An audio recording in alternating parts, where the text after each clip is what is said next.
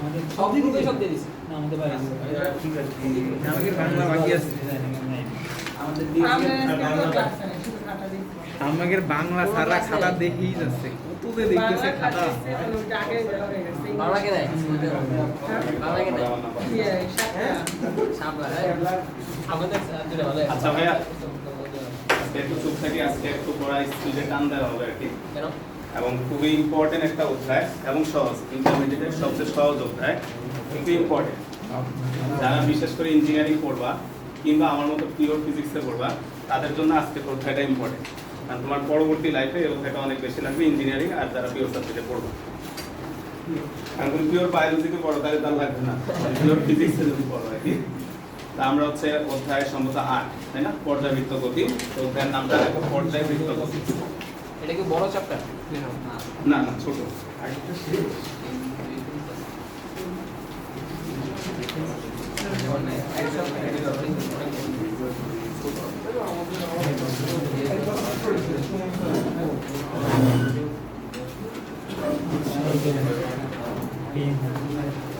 আচ্ছা খেয়াল করি ভাইয়া, কেউ কথা না একটু মনোযোগ দাও, কারণ টপিকটা একদম মনে করো সরে থেকে ভাই শুরু করবো একদম, যে এখানে যে ইকুয়েশনগুলো কিভাবে আসছে, রাশিগুলো কিভাবে আসছে, একদম সরে লেভেল থেকে শুরু করবো, যদিও আমাদের বইতে একদম বেসিক থেকে নাই।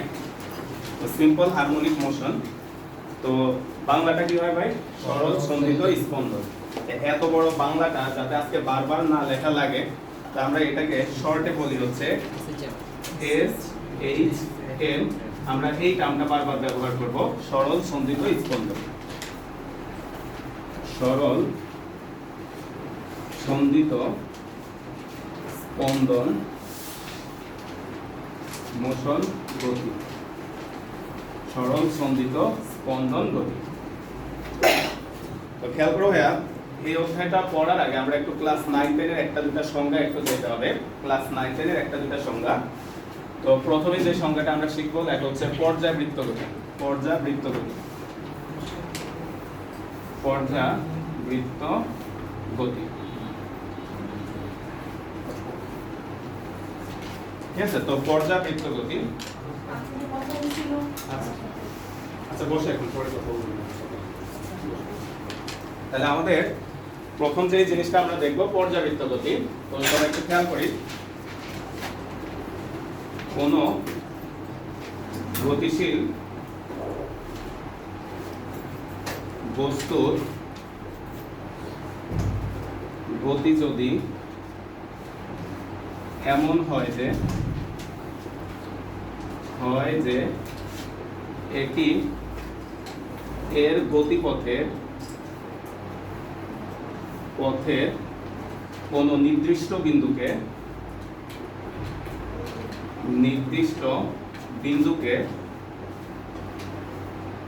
নির্দিষ্ট সময়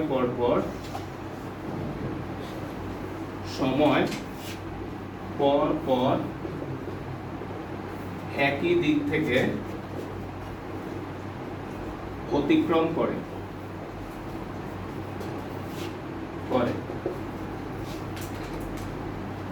তবে ওই বস্তুর গতিকে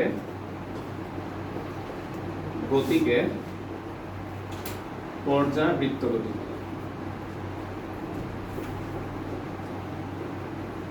খেয়াল করো, যে সংখ্যাটা আমরা ক্লাস 9-এও পড়ছিলাম, তারপর আজকে আমরা আবার শুরু করলাম একদম 9 লেভেল থেকে, যাতে আমাদের এই অধ্যায়টা বুঝতে সুবিধা হয়।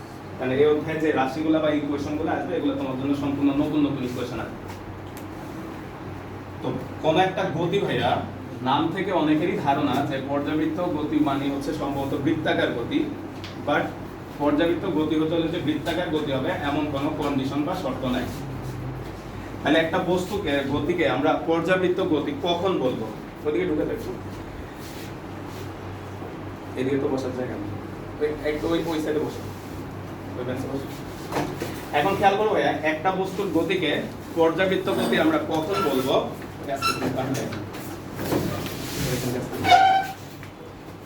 সে যদি তোমার দরজাটা কেন, সে যদি তোমার 3টা শর্তকে স্যাটিসফাই করে দেয়, কোন একটা বস্তুর গতিশীল যেমনই হোক না কেন, সে যদি 3টা শর্তকে স্যাটিসফাই করে, তাকে আমরা পর্যাবৃত্ত গতি বলতে পারবো। তার শর্তগুলো কি কি? প্রথমে বলছে গতিপথের কোন নির্দিষ্ট বিন্দুকে, একটা দাগ দাও, কোন নির্দিষ্ট বিন্দুকে নির্দিষ্ট সময় পর পর, এই হচ্ছে আরেকটা শর্ত, একই দিক থেকে অতিক্রম করে। তাহলে কোনো একটা বস্তুর গতি যদি এই তিনটা শর্তকে স্যাটিসফাইড করে, যে কোনো একটা নির্দিষ্ট বিন্দুকে নির্দিষ্ট সময় পর পর একই দিক থেকে অতিক্রম করে, এই তিনটা শর্তকে যদি কোনো একটা বস্তুর গতি স্যাটিসফাইড করে, তাহলে ওই বস্তুর গতিটাকে আমরা বলবো হচ্ছে পর্যাবৃত্ত গতি। এবার এর গতিপথটা বৃত্তাকার হইতে পারে, উপবৃত্তাকার হইতে পারে, ত্রিভুজাকার হইতে পারে, যে কোনো শেপেরই হইতে পারে, আমরা দেখো সরল রৈখিকও হইতে পারে। কিন্তু তাহলে বলো তো নামের সাথে যে বৃত্ত, এটা কি বৃত্তাকার হতে হবে এমন কোনো শর্ত আছে?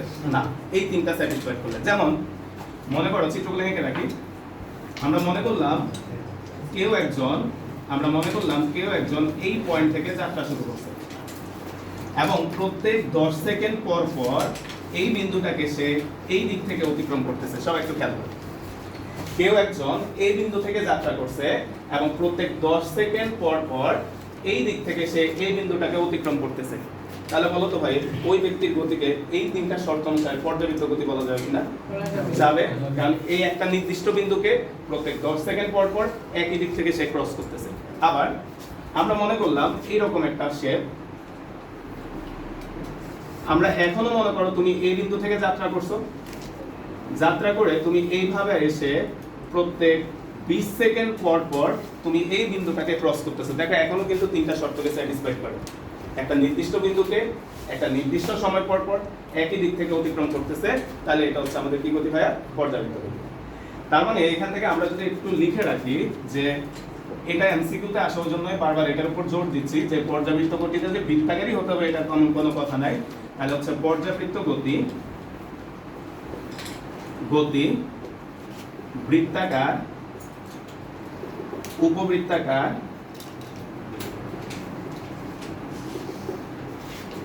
পর্যাবৃত্ত গতিটা হচ্ছে বৃত্তাকার, উপবৃত্তাকার, বর্গাকার, তারপর হচ্ছে ত্রিভুজ, সরল রৈখিক ইত্যাদি হতে পারে,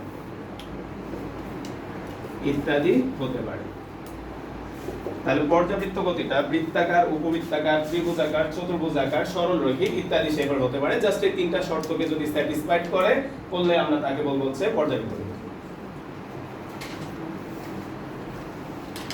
সরল রৈখিক আবার কিভাবে একটা? হ্যাঁ, আসবো, আমরা আস্তে আস্তে সবগুলোতে আসবো। এবার আসো ভাই, আমরা এই যে স্পন্দন এই শব্দটা যাই, দেখো আমরা পর্যাবৃত্ত বলছি, আবার স্পন্দন, তারপরে সরলসন্ধিত স্পন্দন, আমরা আস্তে আস্তে যাই। এরপরে লেখা হচ্ছে স্পন্দন গতি, তারপরে লেখা হচ্ছে স্পন্দন গতি। স্পন্দন গতি, কারণ মনে আছে এটা স্পন্দন গতি কোনটা? পর্যায়কালের অর্ধেক সময় একদিকে, বাকি অর্ধেক সময়। তাহলে দেখো কোন বস্তু কণার গতি যদি এমন হয় যে কোন বস্তু কণার পর্যাবৃত্ত গতি সম্পন্ন, ওটা পরে আমরা জাস্ট এমনি দেখো, কোন বস্তু কণার গতি যদি এমন হয় যে এটি এর পর্যায়কালের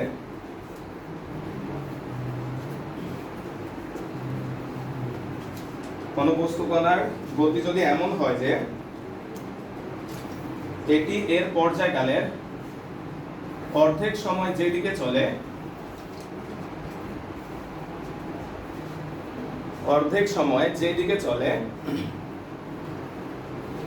বাকি অর্ধেক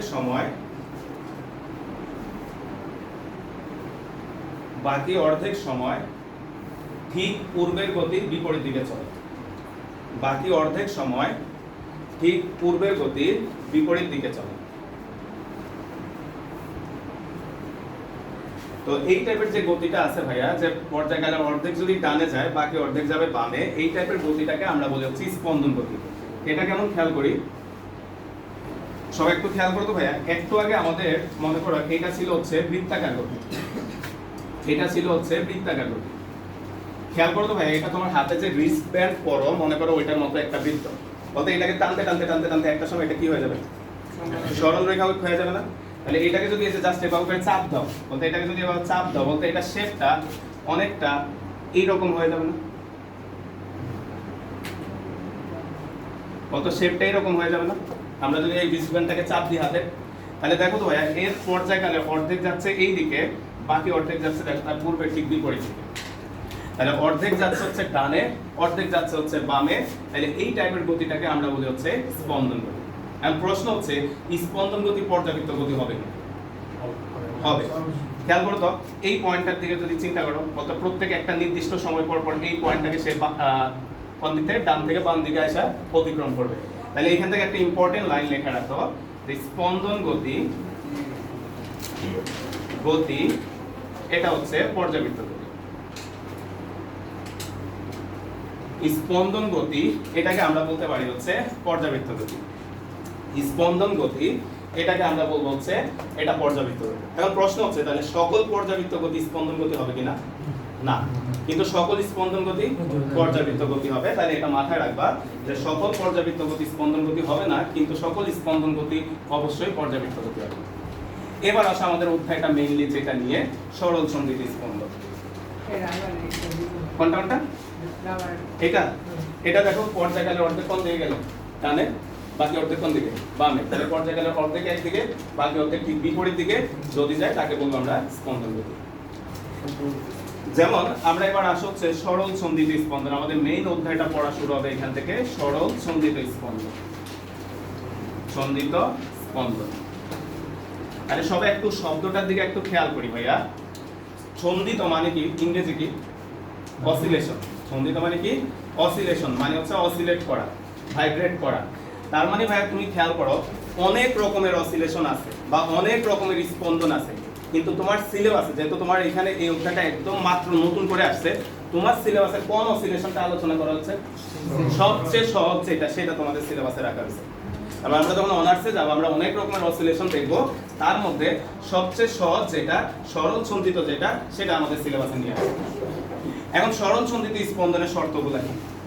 এক নম্বর শর্তটা হচ্ছে ইহা একটি, আমরা শর্তগুলো লিখি তারপরে আমরা আসতেছি, ইহা একটি পর্যাবৃত্ত গতি।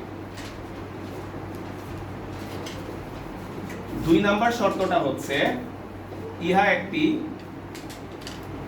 স্পন্দন গতি। তিন নম্বর শর্তটা হচ্ছে ইহা একটি সরল রৈখিক গতি।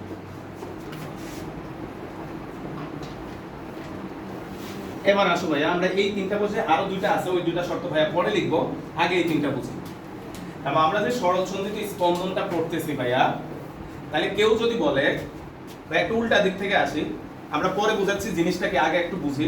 বলতো সরল রৈখিক গতি আমরা দেখছি, বলা হচ্ছে এটা একটা আবার স্পন্দন গতি, এটা আবার একটা কি গতি? পর্যাবৃত্ত গতি। এই যে ভাইয়া এই যে শেপটা আছে, এই শেপটাকে যদি তুমি আরো চাপায়া দাও, বলতে এই শেপটাকে যদি এখন এখানে নিয়ে আসি, দেখো তো ভাইয়া তুমি মনে করো একবার এই দিকে গেলা, একবার এই দিকে আসলা, বলতে একটা রেখা বরাবর না? তোমার গতিটা এখন কোন বরাবর আছে? একটা রেখা বরাবর। যে আমি একটা রেখা বরাবর 5 সেকেন্ড সেম টার্ন করলাম, টার্ন করে আবার সেম রেখা বরাবর আবার কোন দিকে আসলাম? উল্টা দিকে 5 সেকেন্ড আসলাম। তাহলে বলো তো এই গতিটা কি সরল রৈখিক গতি হয়েছে? আবার খেয়াল করো এটা স্পন্দন গতি হয়েছে কিনা? কেন হয়েছে? কারণ অর্ধেক আমি ডানে গেছি, অর্ধেক আমি বামে গেছি। আবার দেখো তো ভাইয়া এটা আবার পর্যাবৃত্ত গতি হয়েছে কিনা? এই পয়েন্টটাকে প্রত্যেক 10 সেকেন্ড পর পর সে কোন দিক থেকে? এই দিক থেকে ক্রস করবে। তাহলে এই টাইপের গতিকে আমরা বলি হচ্ছে সরল সন্ধিত স্পন্দন। এখন এর 3 নাম্বার যে বৈশিষ্ট্য, 4 নাম্বার যে বৈশিষ্ট্যটা আছে লেখো। কোনটা? স্পন্দন গতি সরল রৈখিক হতে পারে, না হতে পারে। কোনটা? আচ্ছা এটা, আচ্ছা স্পন্দন কিভাবে? স্পন্দনের শর্ত কি ছিল? পর্যায়কালের অর্ধেক একদিকে, বাকি অর্ধেক আরেকদিকে। তাহলে এটা স্পন্দন গতি হয়ে গেল। ঠিক আছে ভাই? আচ্ছা এবার 4 নাম্বারটা মেইনলি ইম্পর্টেন্ট ভাই, এটা স্টার্ট দাও। আমাদের পুরো অধ্যায়ে 4 নাম্বারটা নিয়ে আমরা আগাবো। 4 নাম্বারটা হচ্ছে ত্বরণ সরণের সমানুপাতিক, এবং আমরা এই লাইনটা প্রমাণ করব, যে লাইনটা লিখতেছি সমানুপাতিক এবং বিপরীতমুখী। আমরা এই লাইনটা প্রমাণ করব, সমস্যা নাই, আগে লিখি। ত্বরণ সরণের সমানুপাতিক এবং হচ্ছে বিপরীতমুখী। মানে সরল সন্ধিত স্পন্দনের ক্ষেত্রে যে বস্তুটা থাকবে ওই বস্তুটা ত্বরণের সরণের সাথে সমানুপাতিকভাবে সম্পর্কিত হবে, কিন্তু বিপরীত হবে। এই কথার মানে কি ভাই? সরণ যে দিকে হবে ত্বরণটা ঠিক তার উল্টা দিকে কাজ করবে। 5 নম্বর বৈশিষ্ট্যটা সর্বশেষ, এবং এই বৈশিষ্ট্যগুলো ভাই এমসিকিউর জন্য খুবই ইম্পর্টেন্ট, প্রায় সময় পরীক্ষায় থাকে। 5 নম্বর, ত্বরণ সর্বদা একটি নির্দিষ্ট বিন্দু অভিমুখী, একটি নির্দিষ্ট বিন্দু অভিমুখী। ত্বরণটা সবসময় একটা নির্দিষ্ট বিন্দু অভিমুখী, ব্র্যাকেটে একটু লিখে রাখো, সেই নির্দিষ্ট বিন্দুটা হচ্ছে সাম্যাবস্থান। সাম্যাবস্থান, সেই নির্দিষ্ট বিন্দুটা বোঝাচ্ছি আমরা সাম্যাবস্থানকে, অর্থাৎ ত্বরণটা সবসময় সাম্যাবস্থানের দিকে কাজ করবে। আমরা কয়েকটা চিত্র আঁকবো এবং লাস্টের দুইটার কথা সত্যতা আমরা ওইখান থেকে নিয়ে আসবো।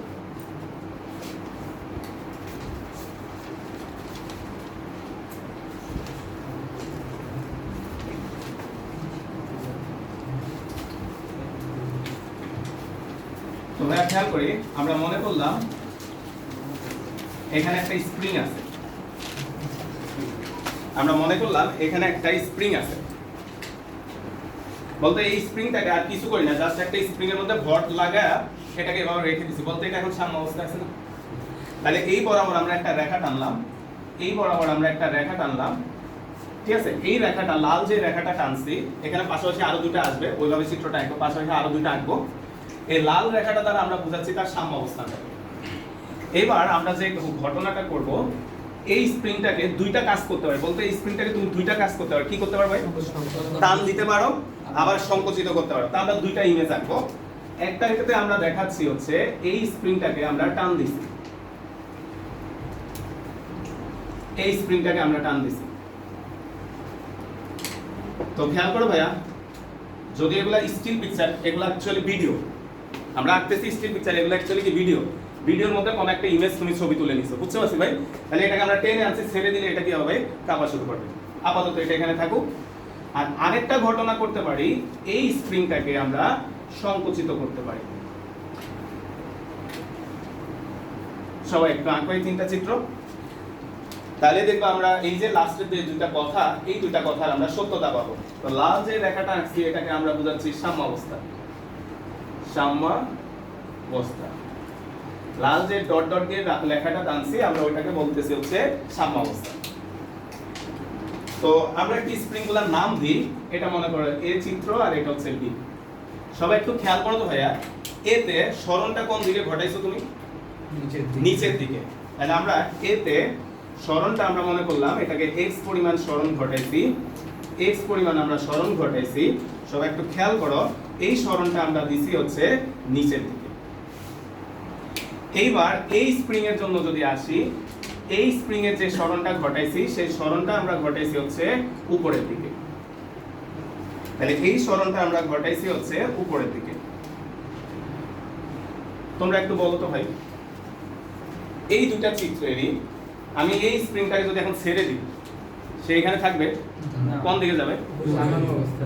তাহলে তুমি খেয়াল করো, সরণ দিলা কোন দিকে, কিন্তু তার উপর যে ফোর্স, ফোর্স মানেই তো ত্বরণ, তাই না ভাই? সেটা কাজ করতেছে কোন দিকে? বিপরীত দিকে। আমি সরণ যে দিকে দিছো, ত্বরণটা তার উল্টা দিকে কাজ করতেছে। তাহলে আমাদের এই দিক বরাবর হচ্ছে তার ত্বরণটা কাজ করতেছে, তাহলে এই দিক বরাবর হচ্ছে তার ত্বরণটা কাজ করতেছে। ঠিক একই ভাবে খেয়াল করো ভাইয়া, এই স্প্রিংটাকে তুমি উপরের দিকে নিছো, তাহলে তুমি সরণটা ঘটাইছো কোন দিকে, কিন্তু ছেড়ে দিলে সে কোন দিকে চলে আসবে? নিচের দিকে। তার মানে সরণ দিছো উপরের দিকে, এই ক্ষেত্রে ত্বরণটা কাজ করতেছে নিচের দিকে। সবাই একটু বলো তো ভাই। স্প্রিং এর উপর যে বলটা সৃষ্টি হলো ওইটাই না? হ্যাঁ, ওই বলের কারণেই এই ত্বরণটা, ওইটা আমরা যাচ্ছি প্রত্যয়নী বল, একটু পরেই বলবো সেই শব্দটা। এবার তোমরা ভাইকে একটু বলো তো ভাই, ত্বরণটার ডিরেকশনটা দেখো তো কোন দিকে? ত্বরণটার ডিরেকশন কোন দিকে? দেখো এই যে লাস্টের লাইন এটা বলছে, ত্বরণ সর্বদা একটা নির্দিষ্ট বিন্দু অভিমুখী, সেই বিন্দুটা কোন দিকে? সাম্যাবস্থা দিকে। আমরা এই জিনিসটা আরেকটা চিত্রের সাহায্যে বুঝাই, তাহলে তোমাদের আরেকটু সুবিধা হবে। পাশে জায়গা থাকলে পাশে আঁকো, না নিচে আঁকো। মনে করো ভাই একটা সরল দোলক আমরা নিলাম, তাহলে এটা হচ্ছে সরল দোলকটা স্বাভাবিক অবস্থা, আর এই পয়েন্টটাকে আমরা মনে করলাম তার সাম্য অবস্থা। এই পয়েন্টটাকে আমরা মনে করলাম তার সাম্য অবস্থা। তো ভাই তুমি খেয়াল করো তো, এই সরল দোলকটাকে টেনে তুমি এখানে নিয়ে আসছো, দেখো ভাই পারবা? তাহলে এই সরল দোলকটা যে সরণ, সরণের ডিরেকশন দেখো এইদিকে, কিন্তু এটা ছাড়লে কোন দিকে আসবে? তাহলে দেখো তার ত্বরণের ডিরেকশন হচ্ছে এদিকে।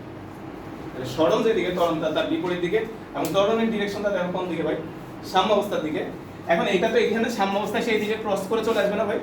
তাহলে এটা এখানে ক্রস করে চলে আসলো, আমরা মনে করলাম এখন এটা এখানে চলে আসলো, তাহলে এখন এটা এইদিকে চলে আসলো, তাহলে এখনো সরণটা দেখো এইদিকে, কিন্তু ভাই এই কোণা কি এখানে থাকতে যাবে না, তার ত্বরণটা, তাহলে তুমি খেয়াল করো তো ভাই, তার ত্বরণের ডিরেকশনটা একটু খেয়াল করো, ডিরেকশন দুইটা একটু খেয়াল করো, কোন দিকে? সাম্যাবস্থার দিকে। বুঝতে পারছি ভাই লাস্টের দুইটা? এবার এই দুটা কোথ থেকে আসলো আমরা সেটার ব্যাখ্যা যাব, সেটা হুক বলে গেছে, যেটা আমরা আগের অধ্যায়ে পড়ছি। আগে এই চিত্রগুলো আঁকো, তারপর আমরা যাব যে কেন এই ত্বরণটা বিপরীত দিকে আসতেছে, সেটা বিজ্ঞানে হুক বলে গেছে। আমরা হুকের সূত্র থেকে আমরা দেখবো এটা কেন বিপরীত দিকে হচ্ছে।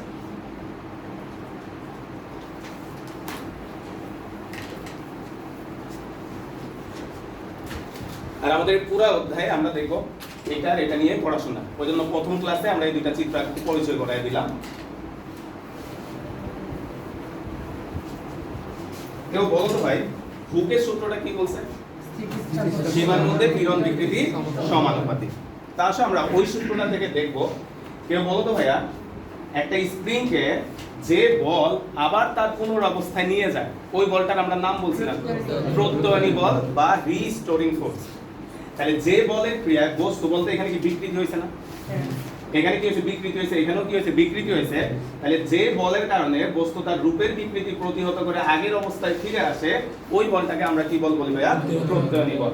তাহলে এইখানে আমরা এই চিত্রগুলোতে ওই বলটাকে আমরা দেখায় দিলাম এফ আর। তাহলে এখানেও আমরা দেখায় দিলাম হচ্ছে এফ আর। তাহলে আমরা এখানে দেখায় দিলাম এফ আর মানে হচ্ছে রিস্টোরিং ফোর্স বা প্রত্যয়নী বল। এই বলটাই হচ্ছে স্প্রিংটাকে তার আদি অবস্থা বা সাম্য অবস্থা নিয়ে আসে, আর এই বলটার কারণে ওই ত্বরণটা তোমার সৃষ্টি হচ্ছে। তো এই চিত্রগুলোর নিচে আমরা লিখি হুকের সূত্র অনুসারে, যদিও এটা আমাদের এই অধ্যায়ের অন্তর্ভুক্ত না, তো আমরা তাও দেখি হুকের সূত্র অনুসারে এই চিত্রগুলোর নিচে লিখি হুকের সূত্র অনুসারে পীড়ন সমানুপাতিক হচ্ছে বিকৃতি। গত অধ্যায়ে আমরা একটুকুই জানতাম, তাই না ভাই? পদার্থের গাঠনিক ধর্ম আমরা একটুকুই জানতাম, কিন্তু এইখানে ভাই একটু এই সূত্রটাকে একটু কারেকশন করি। বলতো বিকৃতি যেদিকে হয় পীড়নটা সেম দিকে হয় না বিপরীত দিকে হয়? বিপরীত দিকে, অর্থাৎ বিকৃতি পীড়নটা চায় কি বলতো? বিকৃতিটাকে প্রতিহত করতে। তার মানে বিকৃতি যদি বাম দিকে হইতে চায়, পীড়ন হবে কোন দিকে? ডান দিকে। তাহলে বলো তো ভাইয়া, এখানে কারেকশন করে শুরুতে একটা মাইনাস দেওয়া উচিত কি উচিত না? উচিত। যে মানটা আমরা আগের অধ্যায়ে আমাদের দরকার হয় নাই, আমরা ব্যবহার করি না। বুঝতে পারছি ভাই? তাহলে এখানে একটা মাইনাস হওয়া উচিত। তাহলে আমরা এখানে নিয়ে আসলাম পীড়ন সমানুপাতিক বিকৃতি, কিন্তু একটা মাইনাস, কারণ বিকৃতি যেদিকে হয় পীড়নটা তার উল্টা দিকে হয়। এবার আসলে ভাইয়া পীড়নটাকে আমরা লিখতে পারি হচ্ছে এফ বাই এ সমানুপাতিক বিকৃতি। ভাই সবাই একটু খেয়াল করি, আমরা এখানে যেতটুকু বৃদ্ধি বা কি জানি সংকোচন করছি, সেটাকে কি দ্বারা প্রকাশ করছি? এর গত অধ্যায়ে আমরা বিকৃতি করছিলাম এল বাই ক্যাপিটাল এল। বলো তো ভাইয়া, এই অধ্যায়ে আমি এক্স বাই ক্যাপিটাল এল লিখতে পারি কিনা? তাই না? কারণ কি এই ক্ষেত্রে আমরা কি করছি ভাইয়া, যে বৃদ্ধিটা সেটাকে এক্স দ্বারা প্রকাশ করছি বা সংকোচনটা। এবার কেউ একটু বলো, পারবা আশা করি। বলো তো এই বলটার পরিচয় একটু বলো তো। যে বলটা প্রযুক্ত না, যে বলটা ভিতর থেকে তৈরি হয়েছে, তার মানে এই বলটা অ্যাকচুয়ালি কোন বলটা? এই প্রত্যয়নী বলটা। তাহলে আমরা নিয়ে আসলাম এখানে এফ আর। এবার সবাই ভাইয়াকে একটু বলো তো ভাই, এই যে এটা কি স্প্রিং এর বা তারের প্রস্থচ্ছেদের ক্ষেত্রফল, আর এলটা কি ভাইয়া? তারের আদি দৈর্ঘ্য। তাহলে এই সব কিছু মিলাই আমরা এখান থেকে ফাইনালি বলতে পারি হচ্ছে এফ আর সমানুপাতিক হচ্ছে মাইনাস এক্স। বলা যায় কিনা? এফ আর সমানুপাতিক হচ্ছে মাইনাস এক্স, কারণ কি এফ আর এর সাথে যে এক্সটা আছে সেটা সরাসরি সমানুপাতিকভাবে সম্পর্কিত।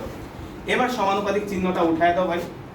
এই ক্যালকুলেশনগুলো আমাদের বইয়ে নাই, একটু বুঝে যাও কোথা থেকে এই লাইনটা আসছে ভাইয়া, সেটাই বুঝাচ্ছি। তাহলে এইখান থেকে আমাদের আসবে হচ্ছে এফ আর ইকুয়াল হচ্ছে মাইনাস কে এক্স। তাহলে এখানে আমাদের প্রত্যয়নী বলের মানটা পেলাম, সবাই এটা বক্স রাখি। এটা হচ্ছে আমাদের প্রত্যয়নী বল, ঠিক আছে? কে হচ্ছে স্প্রিং ধ্রুবক।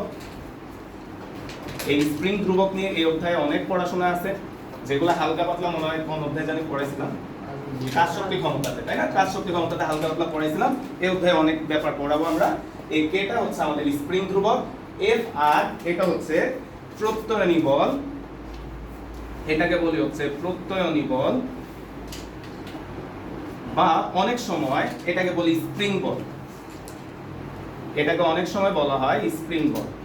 আর এই স্প্রিং ধ্রুবকের আরেকটা নাম হচ্ছে বল ধ্রুবক। স্প্রিং ধ্রুবকের আরেকটা নাম বল ধ্রুবক, একক হচ্ছে নিউটন পার মিটার। তো কে নিয়ে আলাদা আমরা পড়াশোনা আছে, আলাদা একটা লেকচারই নিব। আপাতত কে হিসাব নিকাশ থাক, এটা একটা ধ্রুবক, একটু মাথায় রাখি। এখন বলো তো ভাইয়া, বল যেহেতু আছে তার একটা ত্বরণও থাকবে, নিউটন তো বলে গেছে বল থাকলে ত্বরণও থাকবে। তাহলে এফ আরটাকে আমরা যদি এম এ দ্বারা রিপ্লেস করে দিই, তাহলে এম এ সমান সমান মাইনাস কে এক্স। তাহলে এখান থেকে আমরা নিয়ে আসতে পারি এ ইকুয়াল হচ্ছে minus k by m dot হচ্ছে এক্স। কেউ বলো তো ভাইয়া কে বাই এম এটা কনস্ট্যান্ট কিনা? কে ধ্রুবক, এম ও ধ্রুবক। তাহলে ফাইনালি দেখো তো আসছে কিনা ত্বরণ সরণের সমানুপাতিক এবং বিপরীতমুখী। এর সমানুপাতিক হচ্ছে মাইনাস এক্স, অর্থাৎ 4 নম্বরে যে লাইনটা বলছে ওটার আমরা সত্যতা পেলাম।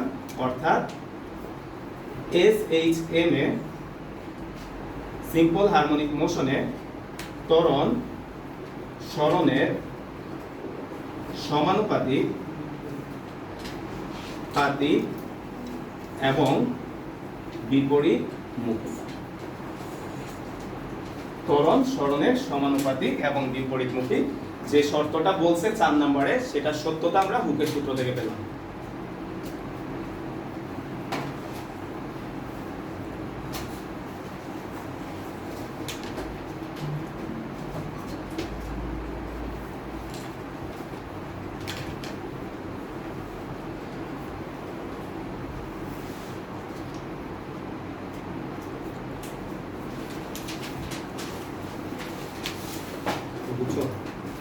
আচ্ছা, তাহলে পরের টপিকটা লেখো। যে টপিকটা এখন নিয়ে আসছে এটা আমাদের বইয়ের এই অধ্যায়ের একদম লাস্ট পেজ, কিন্তু এই টপিকটা বোঝানোর জন্য এই অধ্যায় ওই পেজটা বইয়ের ফার্স্ট পেজ হওয়া উচিত ছিল, কিন্তু তারা কি খায়া বই লেখা জানোই তো, ঠিক আছে? তো ওইটা আমরা নিয়ে আসি। লেখো সরল দোলন গতি ও বৃত্তাকার গতির সম্পর্ক। টপিকটার নাম লেখা হচ্ছে, বইয়ে তোমরা পাবা হচ্ছে এই অধ্যায়ের একদম লাস্ট পেজ। বুঝছি ভাইয়া? কেউ যদি পাশে যায় বই দেখো, বইয়ের একদম লাস্ট পেজে এটা আছে। তো লেখা হচ্ছে সরল দোলন গতি ও বৃত্তাকার গতির সম্পর্ক। সরল দোলন গতি, টপিকের নাম হচ্ছে সরল দোলন গতি ও বৃত্তাকার গতির সম্পর্ক। এখন জিনিসটা একটু খেয়াল করো তো ভাই, সরল দোলন গতিতে বলা হচ্ছে গতিটা কেমন হবে ভাই? সরল রৈখিক। আর বৃত্তাকার গতি তো বুঝতেছো বৃত্তাকার হবে। এখন প্রশ্ন হচ্ছে, দেখো আমরা যে টপিকটার নাম লিখছি এখানে নিচে হচ্ছে বৃত্তাকার গতির সাথে সরল দোলন গতির সম্পর্ক। বলতো বাস্তবে কি কখনো দেখছো? এই বাংলা সিনেমা শাবানার মুভি দেখো নাকি? শাবানা যে সেলাই করে, এ পাশে এভাবে করে ঘুরায়, এটা কি গতি? সেলাই মেশিনের এই পাশে একটা চাকা ঘুরে না, এটা কি গতি? বৃত্তাকার। আর সুইটা, এটা কি গতি? তাইলে বলো তো বৃত্তাকার গতির সাথে সরলরৈখিক গতির সম্পর্ক আছে কিনা? আছে। বুঝছি সবাই? তার মানে সেলাই মেশিন হচ্ছে এর একটা বাস্তব উদাহরণ। কারণ কি এই পাশে হচ্ছে একটা বৃত্তাকার চাকতি ঘুরে না ভাই, এই পাশে ঘুরে একটা বৃত্তাকার চাকতি। আর সুইটা খেয়াল করো, পর্যায়কালের অর্ধেক উপরে, পর্যায়কালের অর্ধেক নিচে। তাহলে সে কি করতেছে ভাই? সরলরৈখিক গতি মেনে আবার চলতেছে। বুঝছি ভাই? এই জিনিসটাই এখন আমরা ম্যাথমেটিক্যালি নিয়ে আসবো। আসো তো ভাইয়া, এই ছবিটা আঁকার টাইম দিব, সবাই আগে দেখি, কারণ ছবি অনেক কিছু আঁকবো একসাথে, তোমরা পরে আঁকো।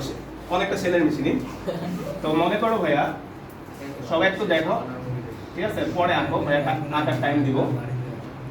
এটা মনে করলাম আমরা একটা বৃত্ত, যে বৃত্ত বরাবর কোন একটা কোণার আমরা গতিটা পর্যবেক্ষণ করব, ঠিক আছে?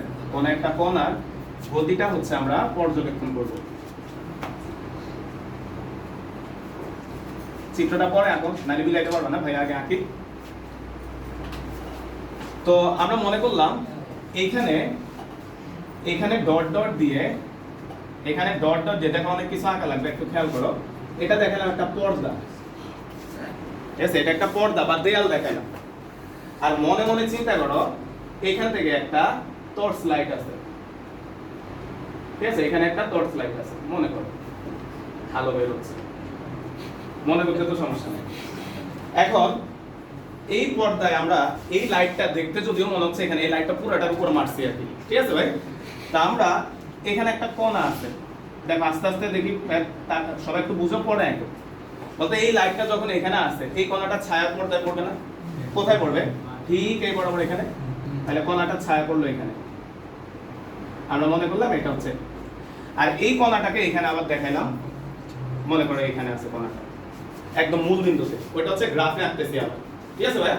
ওটা হচ্ছে গ্রাফে আঁকতেছি, এটা হচ্ছে ছায়া আঁকতেছি, আর এটা হচ্ছে অ্যাকচুয়াল গতিটা। এইবার কণাটা এইখান থেকে এখানে আসলো, কণাটা এখান থেকে এখানে আসলো, তাহলে বলো তো এর ছায়াটা এই বরাবর এখানে পড়বে। গ্রাফে যদি আমরা আসি, গ্রাফে এই কণাটা আগের কণাটা থেকে একটু দূরে সরে যাবে, তাহলে এই কণাটা এখানে চলে আসলো। এবার কণাটা এখান থেকে এখানে আসলো, তাহলে বলতো ছায়ার দিকে যদি আমরা যাই, ছায়ার দিকে যদি আমরা যাই, ছায়াটা পাবো এখানে। আর গ্রাফের দিকে যদি আসি, এই কণাটা এখান থেকে আরেকটু দূরে সরে যাবে। হ্যাঁ, মানে গ্রাফে এই কণাটার গতিটাকে আঁকতেছি বিভিন্ন পয়েন্ট টাইমের জন্য, তার পজিশনটাকে আঁকতেছি এখানে, বিভিন্ন টাইমের জন্য তার পজিশনটা আঁকতেছি। তাহলে কণাটা এই যে টাইমের সাথে সাথে আস্তে আস্তে সরতেছে না, এবং সরতেছে না শুধু, সেটি করতেছে উপরে উঠতেছে, বুঝছি? এবার আসো ভাইয়া, এবার বলো তো বাকি পয়েন্টগুলো আবার রিপিট করবে। কণাটা যখন এখানে আসবে, ছায়াটা আবার এখানে, আর এই দিকে কি হবে, এই পয়েন্ট বরাবর এখানে।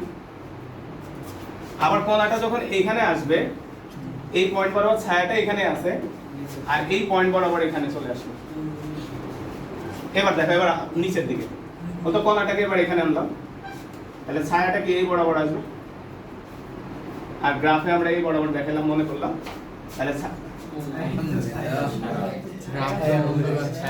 আচ্ছা, মোবাইলটা অফ করো, ভিডিওটা শেষ। দেখা যায় তো মনে হয়। না সমস্যা নেই।